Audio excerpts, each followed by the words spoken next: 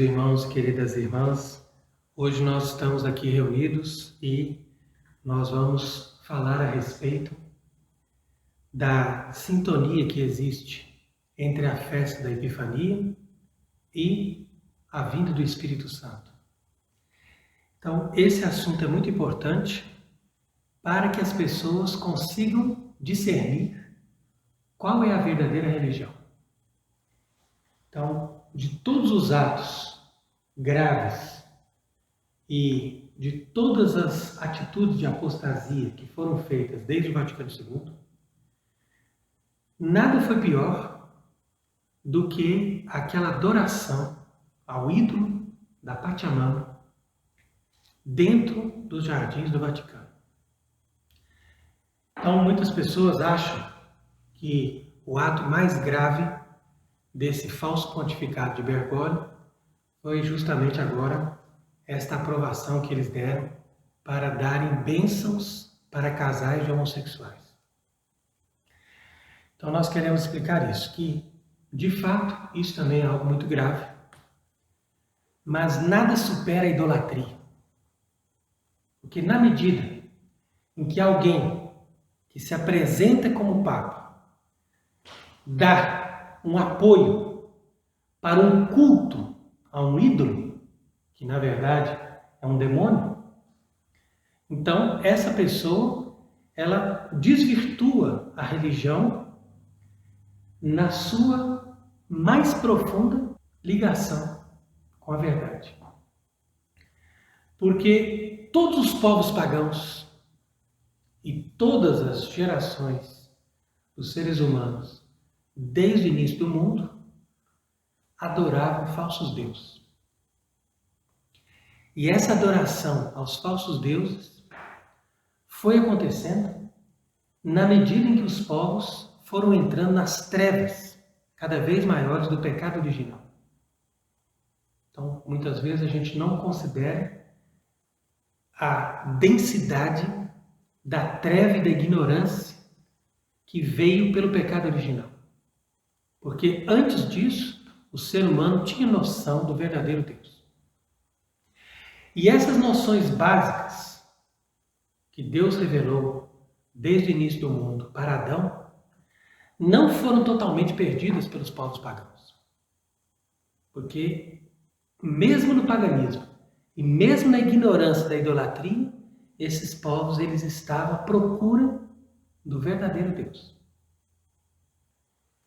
Então é por isso que nós devemos chegar a essa conclusão, que nada poderia ter sido pior para representar a apostasia desta falsa igreja que se instalou no Vaticano depois do Vaticano II, do que esta adoração que foi feita ali com a presença desse falso Papa, mostrando a adesão dessas pessoas à idolatria do paganismo. Então, é por isso que nós devemos constatar aqui hoje que é muito importante que as pessoas conheçam a verdadeira religião, conheçam o verdadeiro catolicismo e conheçam o verdadeiro Deus. Porque o nosso mundo está na mais completa escuridão e as pessoas estão aderindo a essas falsas religiões, a essas falsas doutrinas. As pessoas estão se consagrando a Satanás. E cada dia aumenta a superstição e o culto aos falsos deuses. Então é por isso que nós estamos hoje aqui considerando a importância da festa da Epifania. A maioria das pessoas não sabe o que significa Epifania. Esse nome, que vem do grego, significa manifestação. Então, não seria suficiente celebrar o Natal se nós não celebramos também a manifestação de Cristo a todos os povos da terra. E é por causa disso mesmo que existe o Salmo 97 que diz: Notum festi Dominus, quer dizer que o Senhor deixou bem evidente, ele mostrou a sua salvação a todos os povos da terra. E é isso que está descrito aqui no Evangelho de São Mateus, no capítulo 2. Então, se você ler aqui essa passagem do Evangelho da Epifania, quer dizer, São Mateus, capítulo 2, você vai entendendo qual é o sentido dessa manifestação de Cristo para todas as nações. E esse Evangelho de tal maneira importante que a Igreja destacou desde o início da pregação do Evangelho essa passagem nesta solenidade especial da Epifania, que sempre foi celebrada com o rito máximo, quer dizer, o rito mais solene com a oitava. A gente chama de oitava, seria a celebração da festa durante uma semana. Assim como o Natal, assim como a Páscoa, assim como a festa de Pentecostes. E a primeira coisa que fez o impostor João 23, quando ele tomou posse ali do Vaticano, através de fraude, quando ele entrou no Vaticano e começou a demolir a igreja, a primeira coisa que ele fez foi tirar a oitava da Epifania. E alguém poderia dizer, não, mas isso é uma coisa tão irrisória, um detalhe de uma festa litúrgica, se você tira isso daí não muda nada. Mas é justamente a partir das coisas que nós pensamos que são as menos importantes que você vai começar a demolir toda a lógica desse edifício da fé. Porque, de fato, a Igreja Católica não é feita dos edifícios do Vaticano. Mas a Igreja Católica é feita dos edifícios da fé. E para nós formarmos o edifício da fé católica, nós temos duas grandes colunas. Quais são essas duas colunas? Elas são a fé no mistério da encarnação e a fé na ressurreição.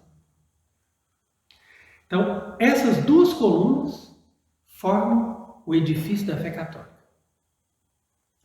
Então, por que nós dizemos que é o mistério da encarnação?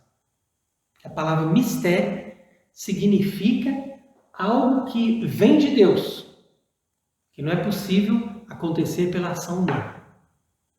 Então, o mistério da encarnação significa isso, que o verdadeiro Deus, Criador do mundo, entrou na carne humana, se encarnou, se tornou ser humano e adquiriu uma natureza semelhante à nossa.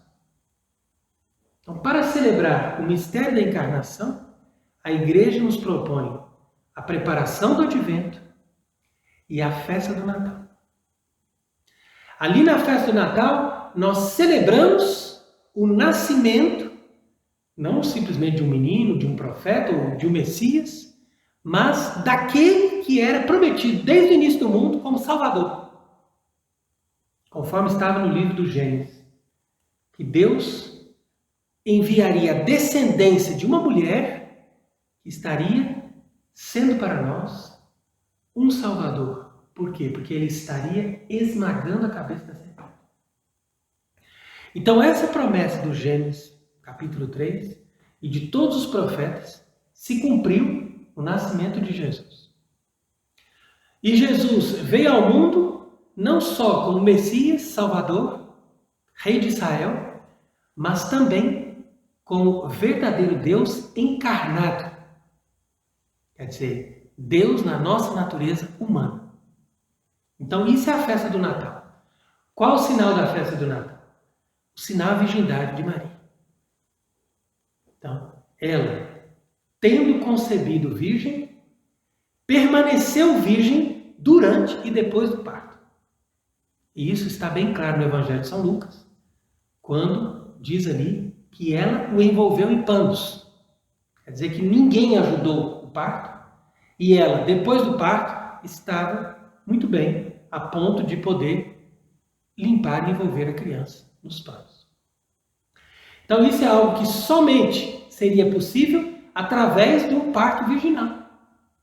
Então por isso que está ali o sinal do nascimento desse menino menino que é Deus. Por que ele é Deus? Porque ele nasceu de uma virgem, que permanece virgem depois do parto.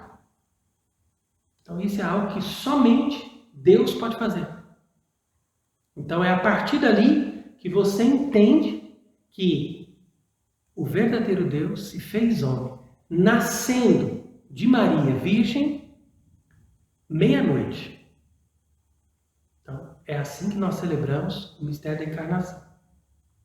E como que nós celebramos o mistério da redenção? O mistério da redenção, a igreja nos propõe fazendo uma preparação de quaresma e chegando à festa da ressurreição, justamente para nos dar a vitória de Cristo sobre a morte. Quer dizer que aquele que nasceu também morreu na nossa natureza humana. Então, uma vez que ele, sendo Deus verdadeiro, na nossa carne verdadeira, ele pode morrer, assumindo a morte humana e, ressuscitando da morte, ele nos dá a redenção de todos os nossos pecados. É isso que nós chamamos mistério da redenção. Então, é por isso que a igreja celebra a ressurreição no dia da Páscoa, quando Jesus sai do sepulcro meia-noite.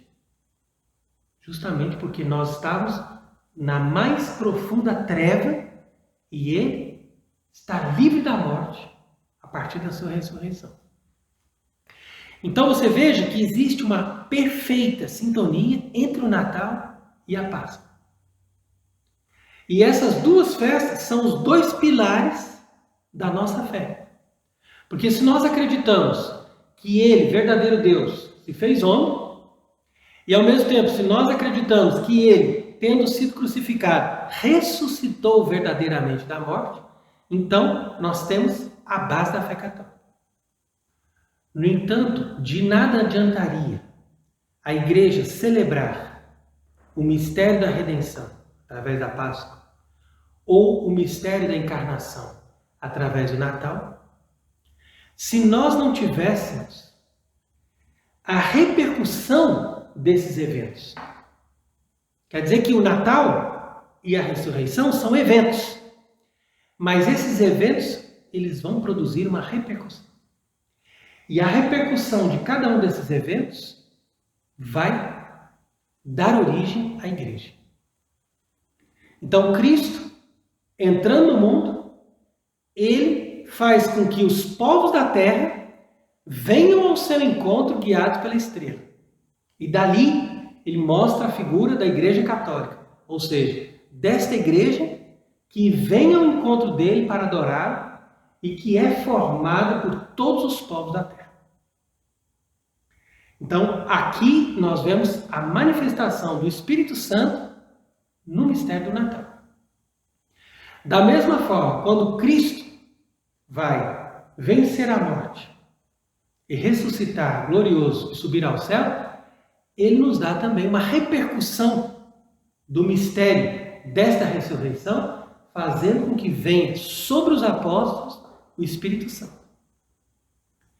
Então, somente a partir do momento em que nós temos essa coesão, quer dizer, essa perfeita unidade entre o mistério da encarnação, que é completado pela Epifania, portanto, por esse Pentecostes antecipado, e ao mesmo tempo o mistério da redenção, que é completado pela vinda do Espírito Santo, então nós vemos aqui a manifestação de Deus na obra da nossa salvação.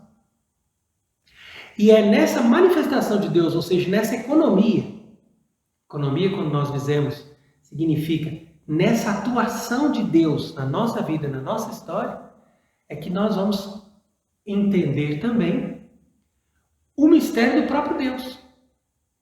Porque nós conhecemos o Pai através do Filho e nós conhecemos quem é o Filho através do Espírito Santo.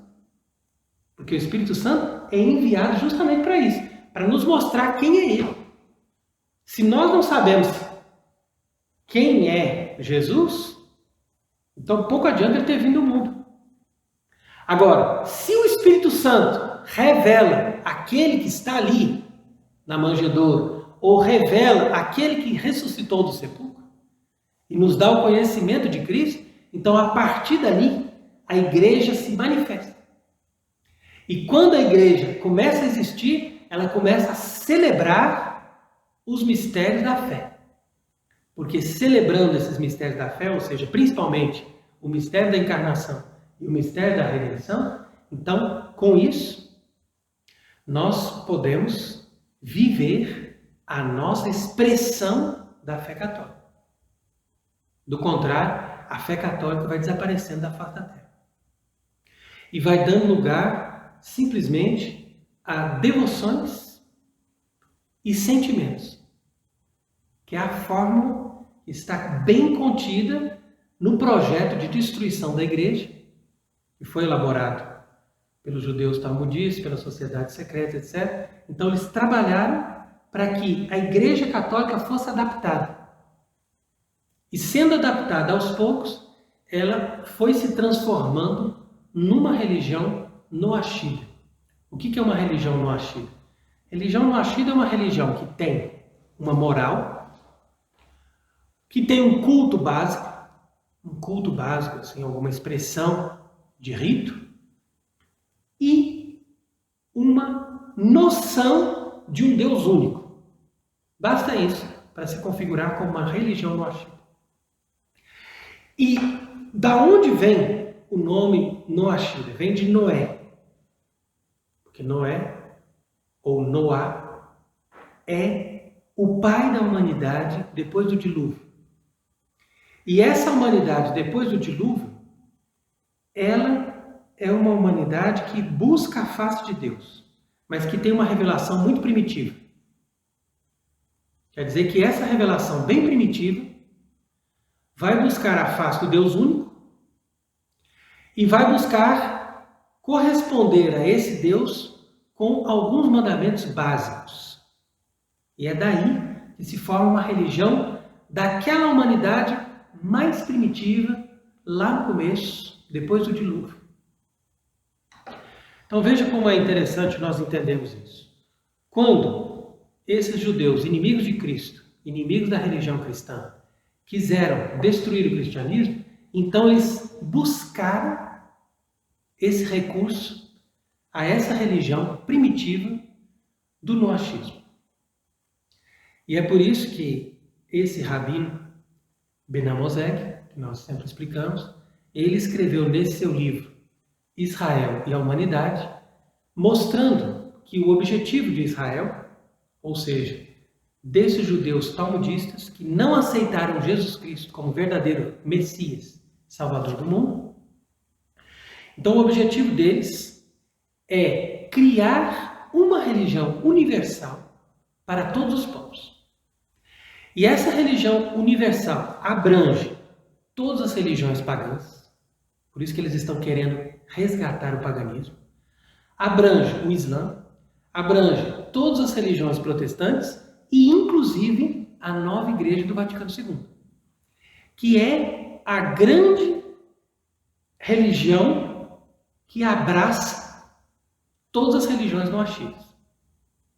Então, por isso que nesse processo de destruição do catolicismo para a instalação dessa religião universal, foi necessário, e eles pediram isso dentro dessa agenda que eles têm que cumprir, eles pediram para Francisco, falso Papa, para permitir que nos jardins do Vaticano pudessem realizar um culto a Pachamama.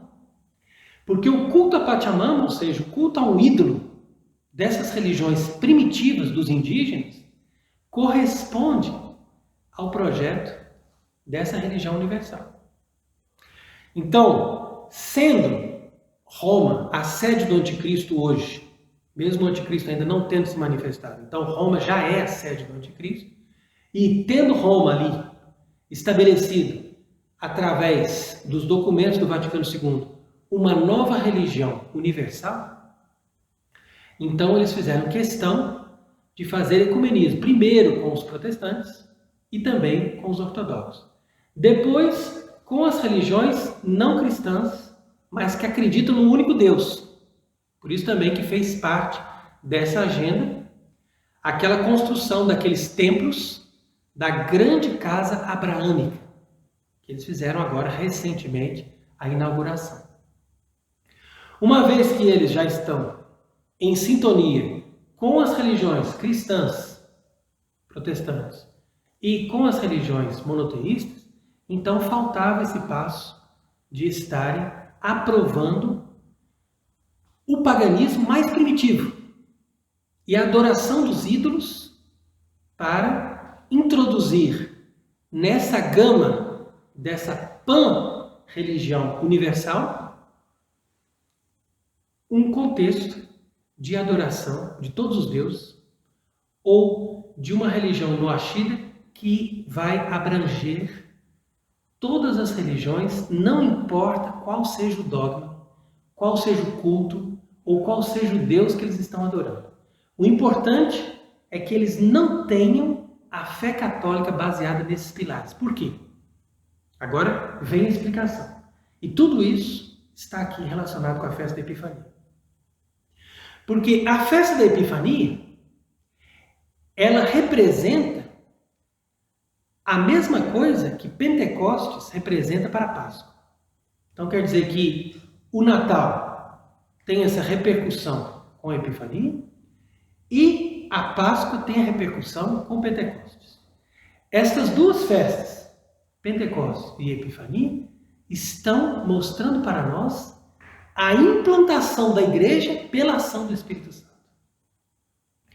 E esses impostores que ocuparam o Vaticano, depois do Vaticano II, que dizem que são amigos do Espírito Santo e que querem fomentar o carismatismo através desses grupos carismáticos que nós vemos se formar hoje em dia, que não passam de cópias das religiões pentecostais protestantes.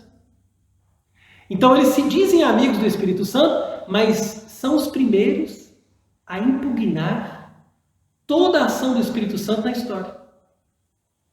Porque a Igreja Católica e a sua tradição, os seus ritos, a sua doutrina, tudo isso é obra do Espírito Santo.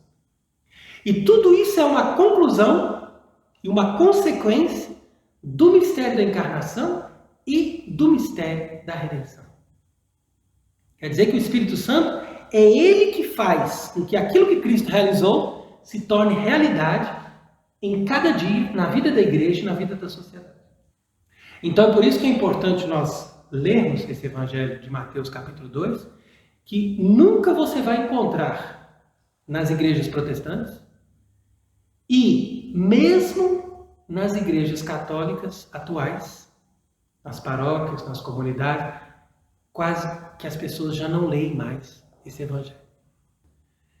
Então, de fato, como eu dizia, a primeira coisa que João 23 fez foi abolir a oitava da Epifania. E da mesma forma, a primeira coisa que Paulo VI fez, que sucedeu o impostor João 23, foi de abolir a oitava de Pentecostes. Por quê? Porque o objetivo, isso tudo tem uma ligação, isso tudo tem uma força espiritual, tem uma conexão com esse objetivo de transformar a Igreja Católica verdadeira numa religião noachida, através de coisas muito pequenas e muito sutis que as pessoas não percebem. Mas quando eles tiraram essas oitavas, foi porque eles já estavam com o objetivo de trabalhar para que a igreja não tivesse mais essa sintonia com a repercussão que o Espírito Santo deu para o Natal e para a ressurreição. E foi justamente a partir daí que a igreja se desenvolveu e que a igreja formou uma sociedade. Então são essas as três características que a Igreja Católica tem e que a religião noachida do Concílio Vaticano II não tem e nunca terá. Então a primeira característica é o seguinte, é que a religião católica verdadeira, por causa mesmo do mistério da encarnação, ela tem uma consequência na história e na sociedade. Ou seja, ela vai necessariamente transformar a história e a sociedade. E isso não acontece com a religião do Vaticano II. Pelo contrário, a religião do Vaticano II respeita os valores humanos. Ai, não pode tocar nisso. Ai, não pode mexer naquilo. É o contrário. Nós temos que trazer o índio para cultuar a Pachamama. Por que não? Porque, afinal de contas, ele tem o espaço dele, ele tem a vida dele, tem a religião dele. Nós temos que respeitar, gente. Temos que manter isso, porque isso é uma coisa bonita.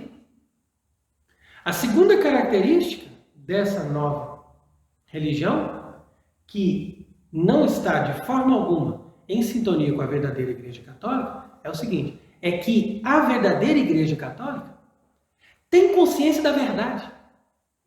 Ela se apresenta como aquela que traz a plenitude da verdade e a plenitude da revelação. Então, quando os magos, como você pode ler aqui no Evangelho de São Mateus, no capítulo 2, quando esses magos vieram ao encontro do menino Jesus, eles foram guiados por uma estrela. E essa estrela parou em cima da casa. E quando eles entraram na casa, eles encontraram o menino com Maria, sua mãe. Então aqui você veja as características da Igreja Católica. A Igreja Católica é uma casa, que ela se estabelece, ela não é uma igreja espiritualista, mas ela é uma igreja que tem uma instituição. Ela tem que ter pelo menos uma casa, pelo menos uma característica visível para você dizer, olha, é ali que as pessoas se reúnem, é aqui que a pessoa vai encontrar a Igreja Católica. Claro que não precisa necessariamente do Vaticano, dessa estrutura enorme, mas você tem que ter sempre uma instituição, uma igreja visível, uma estrutura onde nós podemos nos reunir e celebrar. E ali em cima que parou a estrela. A estrela representa a verdadeira fé. Essa estrela da verdade conduziu os magos. E ela parou em cima dessa casa. Quer dizer que a igreja tem essa verdade. E ali está Maria. Por quê? Porque Maria, a mãe de Jesus, é aquela que traz o testemunho de que ele nasceu dela sem lesar a sua virgindade. Então, o testemunho da presença de Nossa Senhora, por isso que a igreja celebra Nossa Senhora, porque ela, a mãe de Deus, é virgem e mãe. Então, ela é o sinal, ela é o testemunho de que esse menino é Deus. Nós não podemos separar Maria de Jesus, não podemos separar Nossa Senhora da igreja verdadeira de Jesus. E, no entanto, a Igreja do Vaticano II, ela não somente renuncia ao título de ser a portadora da verdade, mas ela declara nos seus documentos do Vaticano II que as outras religiões têm também a verdade. E que as pessoas podem encontrar Deus nas outras religiões. E que elas podem cultuar o verdadeiro Deus nessas outras religiões. E isso é completamente absurdo. Isso jamais foi aprovado por qualquer papa na história ou por qualquer verdadeiro bispo católico que ensinou a verdadeira fé. E a terceira característica interessante que nós vemos aqui nesse evangelho e que faz parte da verdadeira igreja e que não está presente de forma alguma nessa falsa igreja do Vaticano II é que a Igreja Católica verdadeira ela vive do testemunho da fé. Enquanto que essa falsa igreja noashida, como nós estamos sempre explicando, ela vive das devoções e dos sentimentos. Então você pode fazer belas procissões, você pode rezar o terço, você pode amar Nossa Senhora, você pode amar São José, você pode fazer o ano de São José, por que não? Você pode fazer muitas festas bonitas para o padroeiro da sua paróquia ou para aqueles grandes santos da igreja. Você pode ter festas, você pode ter devoções, você pode ter orações, você pode ter cultos, nada impede. Mas você não pode testemunhar claramente a fé. Porque a expressão da fé católica destrói tudo aquilo que os inimigos da igreja querem fazer. Então, um dos objetivos desses inimigos da igreja é continuarem fazendo celebrações, fazendo ritos, promovendo uma espécie de catolicismo adaptado, mas, ao mesmo tempo, fazendo as pessoas se esquecerem da fé. Então eles têm que fazer tudo para que as pessoas tenham devoções, tenham amor a Deus, tenham condições de chegarem ao conhecimento de tais ou tais coisas, mas jamais eles favorecem o conhecimento da verdadeira fé, como nós estamos explicando, através desses dois pilares, o mistério da encarnação e no mistério da redenção. E é por isso mesmo que, enfraquecendo a fé, facilmente as pessoas abandonam a religião, porque eles não encontram a resposta que esses povos antigos encontraram para a busca do verdadeiro Deus. Então é isso que faz com que as pessoas hoje em dia estejam perdidas e facilmente caiam nas superstições. Como nós vemos aí no começo do ano, tantas manifestações de superstições que as pessoas buscam a sorte. Por quê? Porque elas não têm vínculo com o verdadeiro Deus. Então, quando você não tem a verdadeira religião ali bem alicerçada, então a pessoa começa a buscar magia, feitiçaria, sortilégios. Ah, não, deixa eu ver o horóscopo. Ah, deixa eu saber o que o meu signo vai combinar com tal coisa. E aí a pessoa está sempre em busca dessas coisinhas que representam nada mais, nada menos do que manifestações dos espíritos malignos para dar para as pessoas consolações, curas ou alguma sensação de bem e, em troca, tirar das pessoas completamente a possibilidade delas crescerem espiritualmente e chegarem ao verdadeiro Deus. Então esse foi o caminho contrário que fizeram os magos. Porque os magos vieram da superstição. Os magos vieram do erro. Os magos vieram do paganismo. E eles eram magos porque eles celebravam e viviam em torno da magia, em torno de feitiçaria, em torno de falsas religiões. Mas veja que interessante que esses três magos, que representavam os três povos da Terra, os povos da Europa, os povos brancos, os povos amarelos que vieram da Ásia e os povos negros que vieram da África. Os três magos vieram cada um de um lugar. E os três se encontraram com as suas comitivas perto de Jerusalém. Quer dizer que eles estavam fazendo uma caminhada semelhante, em busca da verdade, em busca do verdadeiro Deus e do verdadeiro rei que tinha nascido. No entanto, eles chegaram em Jerusalém, que era a sede da verdadeira religião. E isso aqui é interessante nós percebemos também, porque São Mateus faz questão de mostrar que os magos não foram direto para Belém, mas passaram por Jerusalém. Mas em Jerusalém eles não encontraram o Messias. Por quê? Porque Jesus não pode nascer no meio de uma religião que está corrompida pelo poder. Então isso é importante nós percebermos, porque essa corrupção do poder que aconteceu ali na época da vinda de Cristo foi a mesma corrupção de poder que aconteceu no Vaticano agora, nesses últimos tempos. Então, a sintonia com os sinais da vinda de Cristo nos trazem essa sintonia com os sinais dos tempos do anticristo, que nós estamos vivendo agora. E esses tempos do anticristo correspondem a esse mesmo sentido de corrupção, porque nós temos que ter essa prova para nós encontrarmos a verdadeira religião.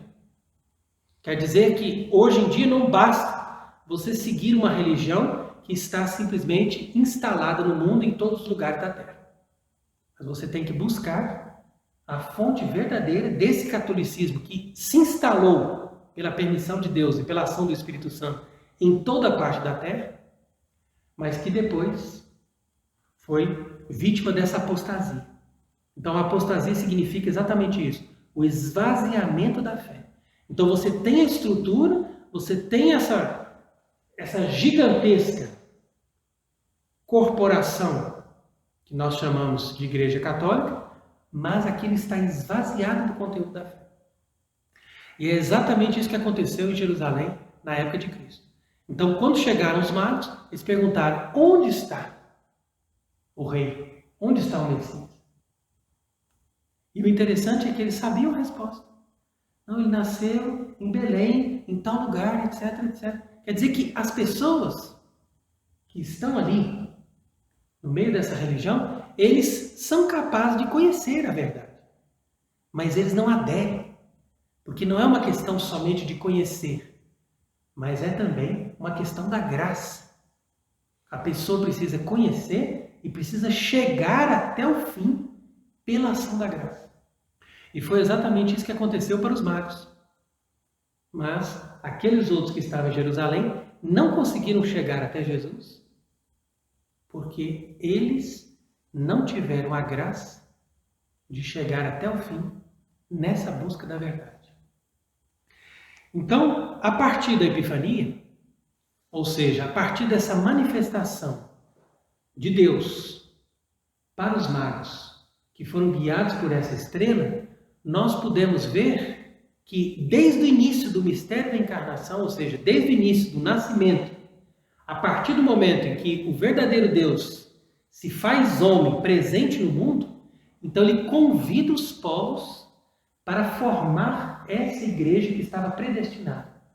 Então tudo aquilo que Deus reservou para Israel no tempo da antiga aliança, Deus deu para a Igreja Católica a partir da nova aliança.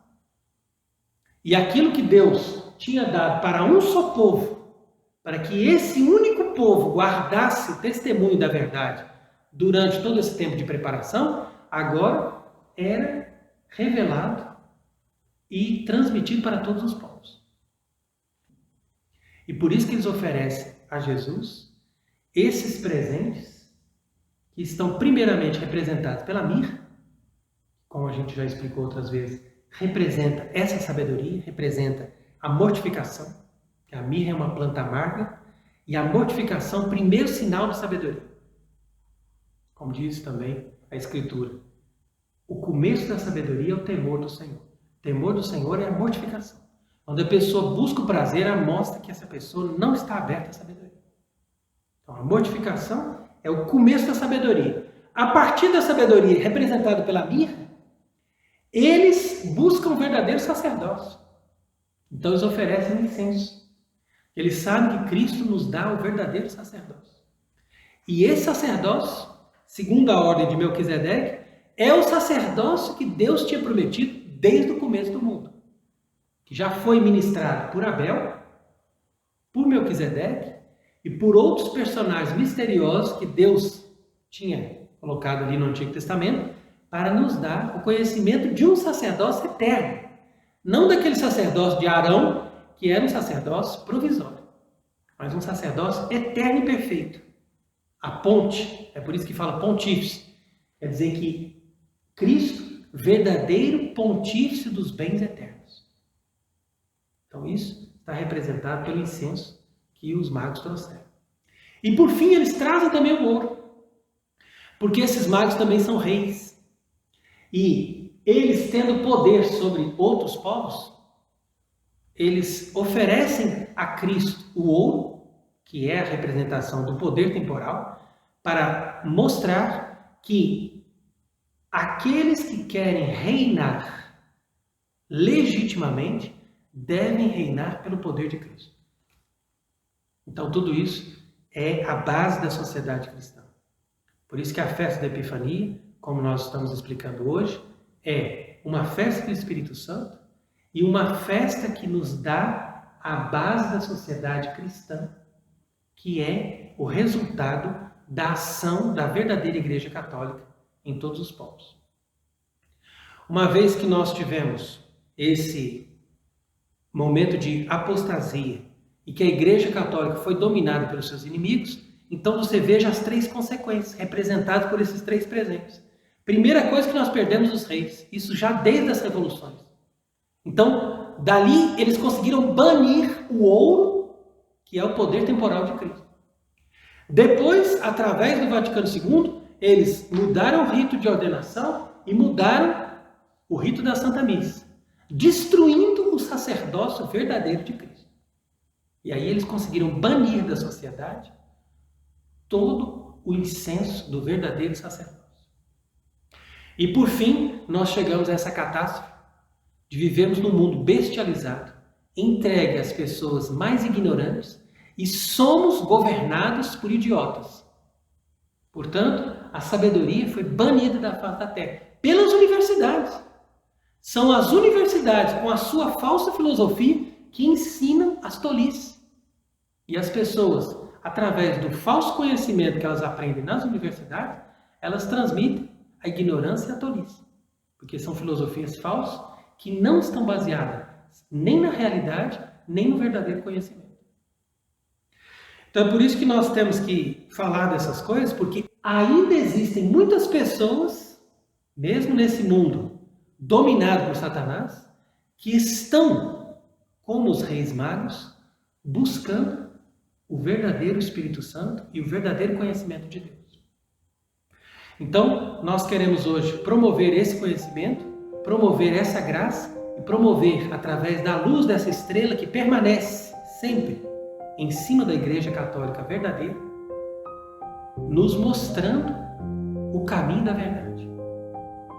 Então, que nós tenhamos esse amor a Deus e esse amor à sua verdadeira Igreja, sabendo que Jesus Cristo, tendo vindo ao mundo, veio para nos dar a verdadeira fé, o verdadeiro conhecimento e a verdadeira Igreja que nos transmite esse conhecimento, esse sacerdócio e essa sociedade cristã, que é o objetivo final do mistério da encarnação, portanto, da vinda de nosso Senhor Jesus Cristo, verdadeiro Deus e verdadeiro homem, neste mundo que Ele mesmo criou. E que Ele seja bendito para sempre.